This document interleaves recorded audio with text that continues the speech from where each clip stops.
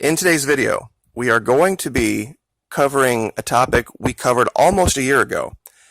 The Air Force started a program last year where they were attempting to ascertain a light attack variant. There were 4 different candidates that different companies had put forward, and they have decided on one. Now, why they needed this type of an aircraft was a mystery, and still kind of is, but I think we're a little bit closer to figuring out what they're actually going for. We're also going to talk about an allegation made by a sitting senator, Rick Scott from Florida. This idea that he has to use the Navy to blockade oil transport between Venezuela and Cuba. We're going to have to do a bit of a logic experiment there, put on our thinking caps, to see how that is a total fail, to ascertain why the Navy could never be used, our Navy could never be used in this type of a role.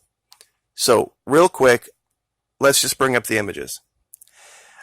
On the right, we have the original 4 aircraft that the Air Force was looking at for some new mission. The upper right is the 802 Longsword, which is basically a heavily armored crop duster with a bunch of weapon points on the wings. The one in the middle is the 829 Super Tucano. This is the variant that the Air Force has decided to grant the contract on. It's been used all around the world by many different militaries, even ours in Afghanistan. Very cost-effective to operate. It is the workhorse of a lot of militaries that don't have huge budgets.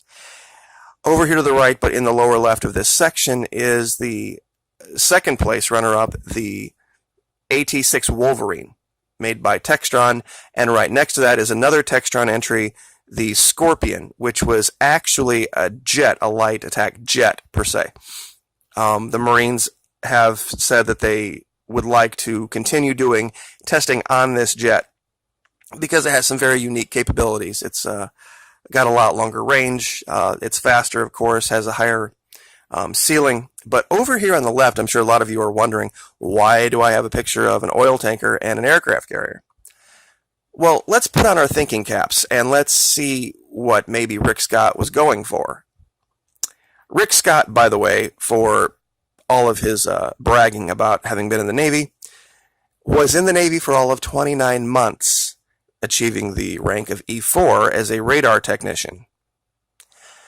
Now, for those of you who've been in the military, you're probably scratching your head because the very base limit that you can sign up for, minimum, is 48. Now, what happened back in 70 when he was in, who knows? But there's no indication that he did anything dishonorable while he was in the Navy. But since, oh yeah, absolutely, and we're going to cover that. But let's talk about this idea for a minute. So you're the captain of a tanker, and you're loaded with oil, and you're leaving Venezuela. And here comes an aircraft carrier. Now, U.S. aircraft carrier. Now, let's think of your options as a captain of the aircraft carrier. You could place your vessel in between the tanker and its destination. That would be an insanely irresponsible thing to do, given that we can see even cargo vessels, which are much smaller than tankers, can knock destroyers around like they're not even there and only get minimal damage, based on the issue with the Fitzgerald. Your aircraft carrier is not as big as that tanker, and that tanker is a giant floating bomb. If he rams you, you have just destroyed billions and billions of dollars in American taxpayer dollars, billions of dollars in taxpayer assets. And you might cost the lives of up to 5,000 sailors. You would never do that. Now, some people are probably out there saying, wait, it's an aircraft carrier. We can launch jets, and they can fire on it. Think about that for a minute. Are you really going to order someone to fire air ordnance on a floating bomb in the Caribbean? I can't think of any more definition of an illegal order than that. Of all the things that you could do. I don't think any captain of an aircraft carrier would give that order, regardless of who told him to give it. Let's say somewhere there was a submarine. No one's going to launch a torpedo on a vessel like this. The catastrophic amount of damage to the environment. Not that, our sailors should be, worrying about, stepping on or destroying some endangered species in some jungle somewhere, but this is a little bit bigger. Exploding giant bombs, creating a nightmare for all other traffic, boat traffic, shipping traffic in the region. That would never happen. You can't physically block him. You can't fire weapons on him. The only third option that you have would be take control of the bridge. How would you do that? Well, some people might say you'd come in with helicopter loads full of assault forces, or you could run smaller vessels up along the side and attempt to board it that way. If that were the case and Nicolas Maduro or the leader of Cuba was worried about such a thing, all they'd have to do is put a squad, maybe two, of their own military assets aboard, and that ends that. Because that bridge is 14 stories up. It'd be like shooting fish in a barrel. It'd be a suicide mission. You'd never get aboard. It'd be target practice, basically.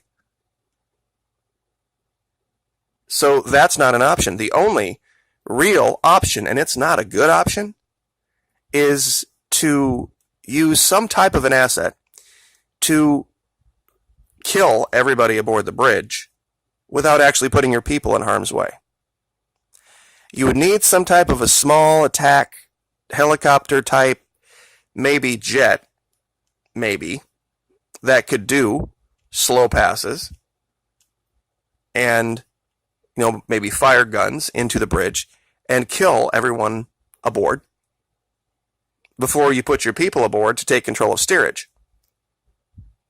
Now that makes a lot more sense for the 4 planes on the right, doesn't it? Because we don't have, I suppose we could put attack helicopters aboard an aircraft carrier and get them within range of one of these tankers. It's not ideal. But if anyone has a better solution for this, based on what Senator Rick Scott said we should do, I would like to hear it. Please, down in the comments section, tell me, how are we going to stop a tanker without causing a catastrophic nightmare, or the risk of a catastrophic nightmare? Forget the fact that Nicolas Maduro or the Cubans or the Russians could say, okay, fine, you know what? We're going to put different explosives aboard, that if you even attempt to interdict this vessel, we're going to scuttle it at sea in the Caribbean. And then blame you. Now, that's getting way out into speculation, I understand that. But do understand how complicated this thing is. This whole idea of interdicting or creating some type of a naval blockade for oil. If they could have done it, they would have already done it, basically is what I'm getting at here. Now, I've made this allegation about criminals in D.C., Republican and Democrat alike. Whenever you hear D.C. talk about Venezuela, one of the reasons they say they had to stand up their own little make-believe shadow government with a random guy named Juan is because of the quote-unquote corruption and the fraud in the election, that they don't recognize the election, or the criminality of the usurper regime of Nicolas Maduro. Okay, let's even assume for a minute that any of that was true, that you have absolutely no proof for whatsoever. Let's look at the things we do have proof for. We can prove that Elliot Abrams is a convicted felon. He's the special envoy to Venezuela from D.C. We can prove that Carlos Vecchio, the charge d'affaires appointed by Mike Pompeo on behalf of a random guy named Juan, is a criminal on the lam, charged with conspiring to overthrow the government of his country. The guy they just broke out of house arrest, Leopoldo Lopez, was charged with basically the exact same thing, incitement to riot and attempting to overthrow the government. What would happen here if you were caught plotting to put bombs aboard a drone and attempting to go after the current occupant of the West Wing because you didn't like him. I don't like the guy, but I know what would happen if I were associated with, or I would be put under a prison anywhere. And I would be rightfully deserving of it. I don't agree with the current administrator. I didn't like the last one either. But you don't take it to this level. You don't try to kill leaders you don't agree with. When you can't win in the arena of ideas, you just say, well, you know what? I tried to join the discussion in the arena of ideas, and my group of people and my way of thinking lost. We'll try again next time. But that's not what they're doing here. Now, let's talk about Rick Scott specifically when it comes to criminality. After his 28 months in the Navy, he took over a donut shop, and he did really good with that. But then he got into hospitals. And let me read what happened with this company called Columbia HCA. On March 1997, investigators from the Federal Bureau of Investigation, the Internal Revenue Service, and the Department of Health and Human Services served search warrants at Columbia HCA facilities in El Paso, where Rick Scott was part owner and chairman and CEO, and on dozens of doctors with suspected ties to the company. 8 days after the initial raid, Scott signed his last SEC report as a hospital executive. 4 months later, the board of directors pressured Scott to resign as chairman and CEO. Why? He was succeeded by Thomas Frist. Scott was paid $9.88 million in a settlement and left owning 10 million shares of stock, then worth more than $350 million. So he got his golden parachute, but why did he have to resign? The directors had been warned in the company's annual public reports to stockholders that incentives Columbia HCA offered doctors could run afoul of a federal anti-kickback law passed in order to limit or eliminate instances of conflicts of interest in Medicare and Medicaid. Now it gets better. During Scott's 2000 deposition, he pled the fifth many times. In settlements reached in 2000 and 2002, Columbia HCA pleaded guilty to 14 felonies. That occurred while he was chairman and CEO, and agreed to a $600+ million fine in what was at the time the largest healthcare fraud settlement in American history. Columbia HCA admitted systematically overcharging the government, read the American taxpayer, by claiming marketing costs as reimbursable, by striking illegal deals with home care agencies, and by filing false data about the use of hospital space. They also admitted, fraudulently billing Medicare and other health programs by inflating the seriousness of diagnoses and to giving doctors partnerships in company hospitals as a kickback for the doctors referring patients to HCA. They filed false cost reports, fraudulently billing Medicare for home health care workers and paid kickbacks in the sale of home health agencies and to doctors to refer patients. In addition, they gave doctors loans, meaning bribes, never intending to be repaid, free rent, free office furniture, and free drugs from hospital pharmacies. This was the largest fraud settlement in American history. Who was responsible for it? Rick Scott, governor of the state of Florida, and now senator of the state of Florida. Tell me again that D.C. has a solution. Please.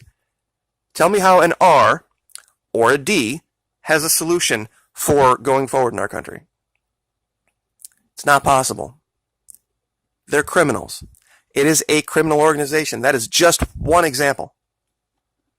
But the reason I brought it up is because he's the one that's saying that we should take the lives of our soldiers, sailors, airmen, Marines, and guardsmen and put them in harm's way. Why?